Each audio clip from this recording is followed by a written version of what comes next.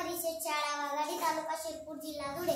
माझं एकदा ऐक ना आहे, मी आता मोठी झाले असं तूच नाही का म्हणालीस? मग मलाही सगळ्यांसारखा एक छान मोबाईल पण पाहिजे की नाही? कशासाठी म्हणजे काय? बोलण्यासाठीच ना असतो फोन? वाह, गंमतच आहे। ताईने मागितला की लगेच मिळतो फोन। दादा तर कॉलेजला सुद्धा नेतो त्याचा मोबाईल। बाबांकडे दोन मोबाईल असतात,